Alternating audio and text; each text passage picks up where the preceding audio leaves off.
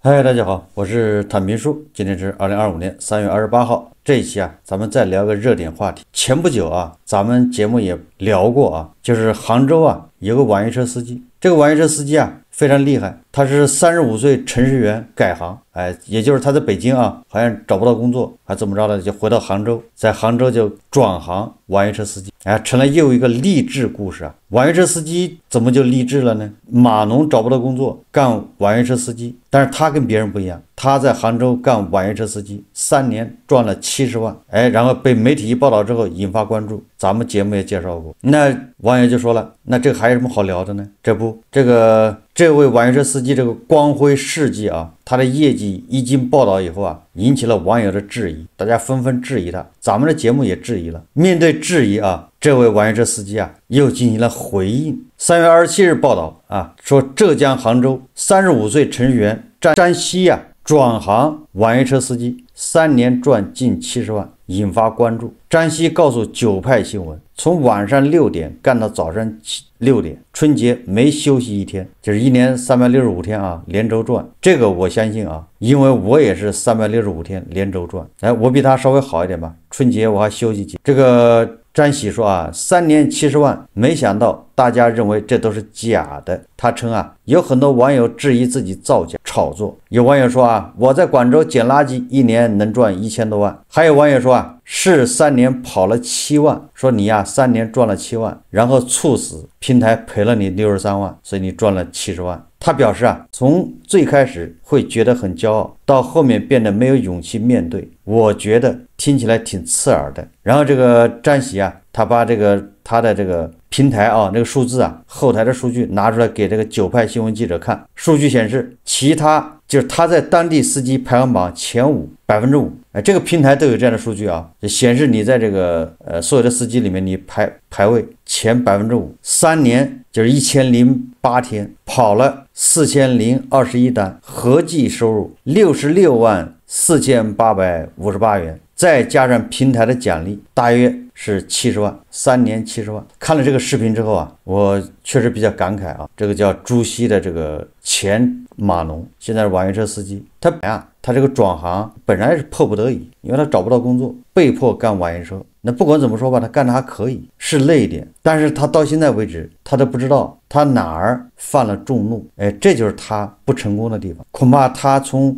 码农失业到干网约车司机，他也没总结过，也没有反省过。从他干网约车司机，他能犯众怒，就可以说明这个人还是有很大问题的。为什么网友反感他，质疑他？就我们先不要说质疑的本身就是他这个合理不合理，咱先不说了，咱先说为什么有这么多人要质疑他。很显然，他拿这个个例，拿特例，但普遍现象，或者叫幸存者偏差，也就是这个詹西也不知道他出于什么目的也有可能他就是黑流量也是流量，他想红，他想引起别人的关注，是不是他也想以后搞直播带货，这都有可能专门进行这种反制宣传，某种程度上就跟那潘东来是一样的，搞流量。也给我的感觉以部分事实代替全部事实。他到现在不明白为什么众怒网友对他反感，实际上不是反感这个大家还记得吧？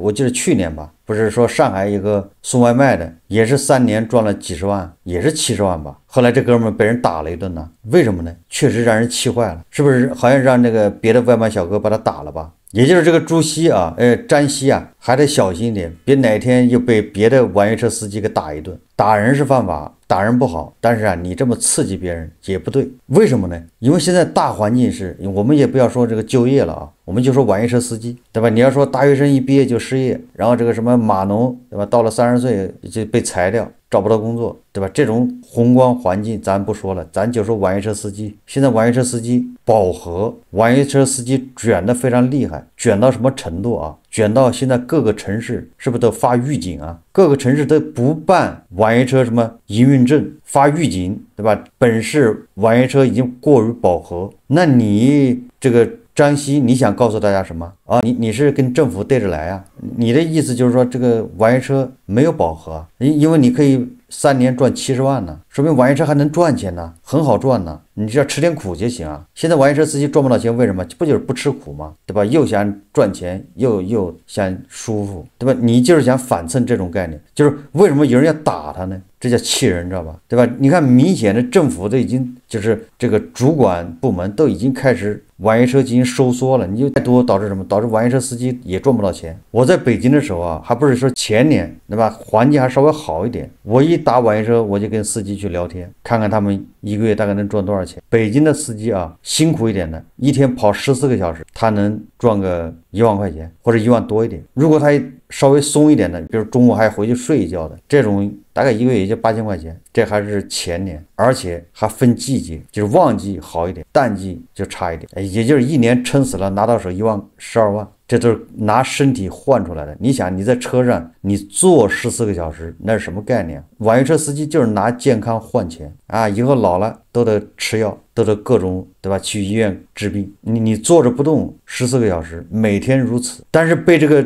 张希这么一宣传呢，感觉这个网约车还挺赚钱的。所以你看啊，他这种宣传啊，我也不知道他什么目的啊，这么宣传。哎，按照正常逻辑，就是你如果真的是啊，我不能排除啊，说有人3年赚70万开网约车，这种极端事件不能排除啊，说不定真有。但是你说你宣传他的目的是什么？你想证明什么？这就是大家反感的地方，这就是大家特别讨厌的地方。哎，这就像那个小学的时候或者是初中咱们上学的时候啊，老师布置作业，小朋友们都喊着啊太多了，老师少布置一点。有时候写作文是吧？老师说要写600字啊，同学说还不行，太多了。这个时候有个人啊大聪明要表现的举手啊，说老师不多，对吧？我要写700字。那你说老师走了，这学生被人打一顿，那不太正常了吗？对吧？是有人能写700字，对吧？800字、1000字都行。但你这不是犯了众怒吗？我这个说到现在啊，还没有说他这个70万本身，我只是说他这种表现啊，你跟当下格格不入。网约车司机本来就很难，结果被你这么一宣传，感觉网约车司机赚钱很容易啊，这是个轻松的群体啊，对吧？这样的话，你知道吗？这些网约车司机家属、亲属，或者是有的是债权人啊，对吧？回去都要 PUA 这些网约车司机啊。你看看人家3年70万，你这3年赚了多少钱？你是不是没好好干啊？你是不是天天捏脚去了？对吧？你欠我的钱什么时候还呢？人家跑网约车3年赚70万，你赚50万总可以吧？你赚40万总行吧？赚一半，欠我的钱赶紧还，对吧？这是债主啊，还有这个家属，对吧？家属那更有意见呢，天天看你起早出去，贪黑，晚上夜里回来，家也没照顾好，或者钱也没看见。你看看人家张希3年轻轻松松70万，甚至于还有很多啊，在这个工作岗位上现在干得不太顺心，又是降薪，又是没有绩效工资，对吧？老板又是事儿多，又是 PUA， 这些人本来这个对工作啊就有绝望，没有信心。结果一看啊，这网约车司机3年赚70万，还没人管，还轻松，对吧？自己管自己，算了，我辞职吧，我也去网约车。你说你这个都起到一个什么作用？所以说这种人招人恨呢。所以说打他都不过分。第二个啊，就说那个内容本身啊，就是那70万，他平均一天跑4单，1008天跑了4021单，正好吗？一天4单，他赚了66万4800，他每一单收入啊，好像140多，不对，将近160，每一单160，这是到他手上的钱啊。那他每一单，因为平台还抽30%啊，我不知道他是抽多少，我们按30%算吧，160，你要除个0.7，那就是他每单大概220块钱，大概这样一个数吧。也就是他平均啊，反正他一天只跑4单，平均4单嘛，然后一单是220，我就不知道他他怎么命这么好呢？有网约车司机说了，哎，他专门跑哪儿呢？跑那个5星级饭店到机场，我也不排除这种可能性啊，但是他能每天保证4单吗？220块钱。从那个机场到哪个酒店，他是干的什么业务啊？还有人说这跑夜场，那个半夜在那 KTV 门口。问题是他反正一天就只有4单，每一单平均220块钱，也就是就是合着这个网约车平台，这个整个杭州的大单都给他呗，紧着他吃呗，是不是这意思啊？也就是杭州每天啊220的打车这种单子有多少啊？就紧着他一个人吃，他跟平台有什么特殊关系吗？难道平台要树一个典型，是平台在故意的？那个外卖小哥3年赚了几十万了，70万还是90万，也是这个逻辑啊。也就是说啊，即便他说的是真的，那他一定是这个平台的特例。你把特例当普遍现象宣传，你找打是活该啊！一个网约车司机一天能碰到一个200的大单子，他已经他妈高兴的，是不是啊？一两天都睡不好觉。杭州市到底多大呀？ 220能跑多远呢？网友现在对这种造假啊，对这种宣传是恨之入骨，因为你这种宣传已经不是说娱乐了，已经不是说证明你多厉害，你是在反蹭嘲笑网友，对吧？你这种是一种低智，你是反蹭出网友没有努力啊，都是你自己的原因。你看看，只要你努力，还能1年3年赚70万，开网约车都能赚70万，你混不好就是你自己的原因，你自己找原因吧，是不是这个逻辑啊？或许啊，这个叫张希的他本人没这个想法，但是你这种做法实际上就是在无情的鞭笞批判现在压力重重的这些网友，在他们心上再扎一刀，这就叫坏。那另外一个问题就又来了，他这个70万到手，还是说70万是税前的？因为平台应该是替他扣税。大家想一下，70万呢，那他交的个人所得税多少？大家知道吗？如果他拿到手是70万的话，他交税至少在30万以上，个人所得税，就是他从平台提现啊，平台会直接替他扣的啊。这个不像司马南老师，他是通过 MCN 机构跟平台啊，他是开张发票给人家，人家平台就把这钱全部打给他，平台就没有代扣代缴的义务，你这 MCN 机构自己处理去。你像这种个体户，你没有办法给平台开发票，平台就替你代扣代缴，把你个人所得税给扣掉。那如果说这个詹希啊，他3年到手70万，那就意味着平台已经替他扣了起码30万以上的个税，也就是他的实际营业额比70万大，他实际营业额应该在100万，100万也就是他每天只有4单嘛，那每一单是250，平台还扣他30%的这个点呢，那也就是他每一单是300。你这么算的话，一天跑4单，每单都300，那是什么业务啊？开个网约车的人说一说啊，这都是什么业务？而且你保证每天都得有啊，而且每天是4单呢。如果考虑到有的单数恐怕只有100多的，那就意味着他有的单数还是500的。你说在杭州你跑一单500块，那是干啥？实际上这就是一种反制宣传。大家可以看他的视频啊，这是9派新闻的拍的。3年跑网约车赚了70万，每天只睡30个小时，比程序员轻松。现在这些。不要在那里沾沾自喜的，说的自己好厉害啊，听来挺刺耳的。先生您好，手机尾号3778，目的地 T4 航站楼，请系好安全带。从程序员到司机，35了，我是到了那个年龄，我找不到工作了，这很残酷的。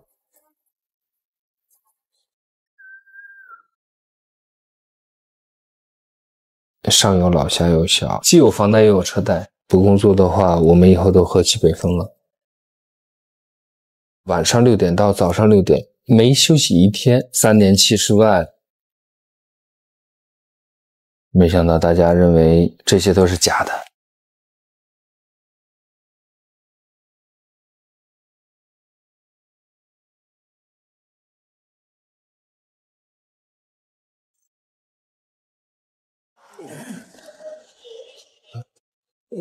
抖音都刷掉好了。在你刷到了，你都刷到了。刷到了，我没刷到。你丢丢说刷到你是的。有的。是在说一个光头，我还没想到是你。一个光头，对，就是我。从最开始我会觉得很骄傲，到后面变得没有勇气面对。我本来只是把我的故事讲述出来，没想到大家曲解了，没想到大家认为这些都是假的，都是平台可能为了炒作拿我树立的一个典型。我太太建议过我去当一名网约车司机。3年跑网约车赚了70万，每天只睡30个小时，比程序员轻松。现在这些资本、这些大数据也是很大。3年70万，大家可能拿这个当成某种笑料看吧。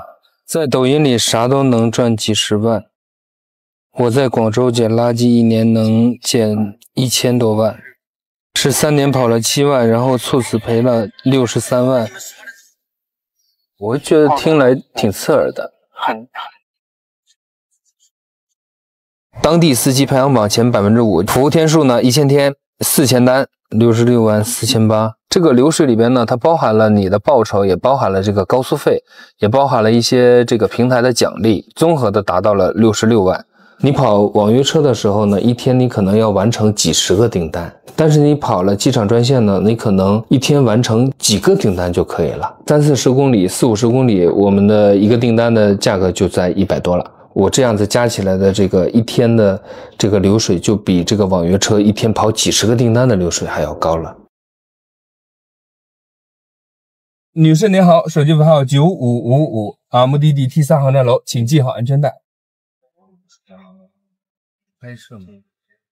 因为配合16年去的合资，最开始做的是计算机管理员，写代码和应用。老板很器重我，希望我能就是转型当销售，离开自己的妻子孩子，置身在那边去打拼。到夜深人静的时候就比较孤独，也是因为自己觉得异地生活确实有点苦，有点累。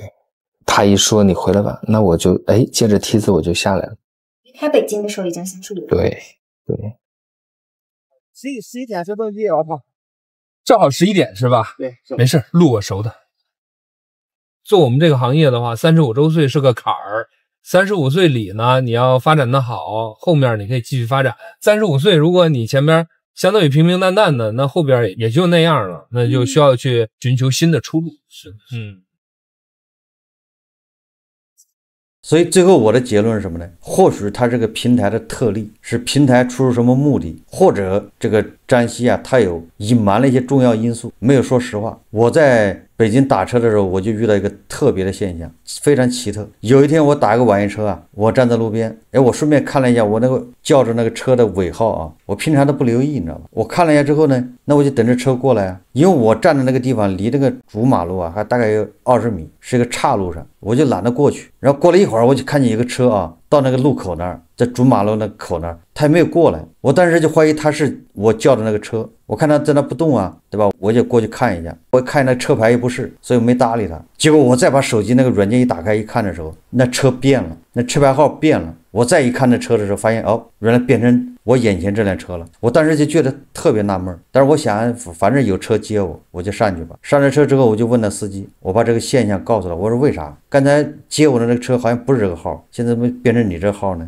那司机就在那支支吾吾啊，跟我说了几种可能。一种可能是平台担心客户等待啊时间太长烦躁，所以他相当于给你捏造了一个司机来接你，先把你稳住，然后等到附近真的有车的时候，他再把这个单给这个司机，他然后平台再把一切换，这个司机就来了。这边还有一种可能啊，就是平台切单故意的。刚才那个司机也是真实的司机，他是真来接我，但是半路上那个司机会接到平台一个信息，说客户把这个单子取消了。实际上我没取消，他把我这单子给了另外一个司机，这就是平台有意的把流量集中到某些司机身上。我说那为什么这么做呢？他说因为我们这个车是租的租车公司的，这个租车公司跟平台有关系，平台必须保证这些租车司机、租车公司能赚钱，所以好的单子、肥的单子、能赚钱的单子优先切给这些租车公司。然后呢，司机就跟我说我说那你接到过这种切给你的好单子吗？所有的好单子对出租车司机来说，100块钱以上的那都叫肥的单子。他说有。我说那你怎么得到的呢？他说他给租车公司那个负责人送礼，给他送烟，他就能让他这个车能接到更多的肥的单子。但是把我听得一愣一愣的，我说还真能这么玩。他说就这个租车公司跟平台就有股权关系，所以大家记住了，一个什么电动车啊销量多少，那猫腻都在里面，对吧？那些什么电动汽车厂家那个车卖给谁了？都卖给这些租车公司、租车公司。这些租车公司本来它就有股份，然后租车公司也有平台的股份啊，平台有它的股份，互相这么玩。租车公司从银行贷款把那个电动汽车厂的那些车给买过来，然后再招募司机，让司机去开，平台给他灌流量，肥水不流万人田。新能源汽车厂家车卖掉了，市值拉高了，司机呢，他租车比他自己买车稍微划算一点，因为他有这个大的单子保证。这个汽车租赁公司呢，对吧？有平台的保证，你看看，就这么一个生态链就形成。我不知道这个詹喜啊，他是属于哪种情况。总之啊，你不能把特例当作普遍现象，你这个属于叫幸存者偏差，你拿来宣传就不对，对吧？你自己闷头赚钱，你说你小聪明可以，对吧？现在毕竟日子不好过啊，难啊。但是你拿来宣传就不对了，你想说明一个什么？你是什么一个导向？你想刺激这些网友，就像这个潘东来是一样的啊。所以我一直老说潘东来，对吧？你为当地经济做贡献，你为你的员工谋福利，这都是值得肯定的称赞，对吧？你的东西啊，品质没问题，没有质量问题，也是值得称赞的。但是你拿来宣传，你反制，这就不对了。你这模式能扩大吗？能复制吗？这个35岁程序员3年赚70万，你能复制吗？大家都这么努力，都能赚到70万吗？所以这是最让人不耻的地方。所以这哥们啊，到现在为止还没整明白，还在那儿觉得委屈，什么回应质疑，不要回应了，不要炒作这个事，别到时候跟司马南老师一样，税务部门如果盯上了你就麻烦了，市场监管部门如果盯上，好好翻一翻这事是不是涉嫌垄断，是不是公平竞争，你这都是事啊。充其量是个偷着乐的事情，他非要搞得家喻户晓，还要让大家跟他学习，还要炫耀，你说这是什么世道？他不知道现在经济下行，大家就业难，对吧？大家降薪，大家被裁员，然后他在这宣扬啊，3年70万开网约车，那网友就会他合理的怀疑啊，你这是对吧？为谁做宣传？你是配合谁在忽悠网友啊，对吧？在这让网友情绪稳定呢，最后你就成了帮凶啊！好，这期节目我们就聊到这里，感谢大家收看。如果喜欢我的节目，欢迎订阅转发，也可以在下方留言评论，谢谢大家。